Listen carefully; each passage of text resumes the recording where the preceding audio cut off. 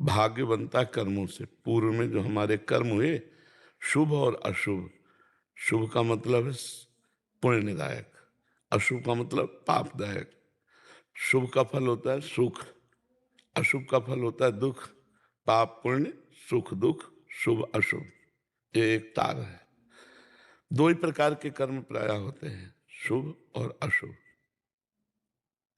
कर्म होते हैं बुद्धि से, भाग्य बनता है कर्म से। कर्म होते हैं बुद्धि से। बुद्धि में होती है सुमति और कुमति। कुमति से पाप कर्म होते हैं, सुमति से पुण्य कर्म होते हैं। तो इस तारतम्य से देखने पर बड़ा कौन हुआ? बुद्धि। प्रारब्ध कर्म आया और हमारी बुद्धि अगर शुद्ध है तो हम अपने को बचा ले जाएंगे। मतलब कोई गोली मारा, हम देखा और झुक गए, निकल गए ना। अगर हमारी बुद्धि पवित्र हो जाए और भगवान में स्थित हो जाए तो हम जन्म मरण के चक्र से भी मुक्त हो जाए।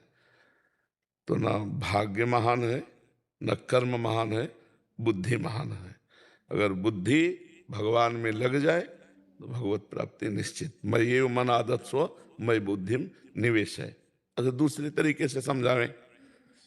शरीर एक रथ है, इंद्रियां इसके घोड़े हैं जिससे कर्म होता है, जो यात्रा कर्म की होती है। इंद्रियां इसके घोड़े हैं, घोड़ों की लगाम मन है, और सारथी बुद्धि है, और बैठने वाला जीवात्मा है। अब बताओ, पूरे रथ में मेन कार्य किसका है? सारथी का।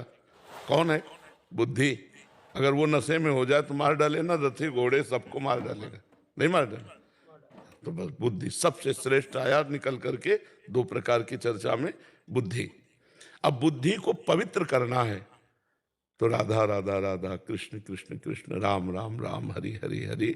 अगर नाम जप करोगे तो नाम जपत आई सब सोई, देव सुबुद्धि कृपा करि मोई, कोई सुगुन माला रचो। जितना नाम जप करोगे उतनी बुद्धि पावन होती चली जाएगी, और पावन बुद्धि भगवान के चरणों में रहती है, और अपावन बुद्धि संसार में फंसा देती है। समझ पाए भैया?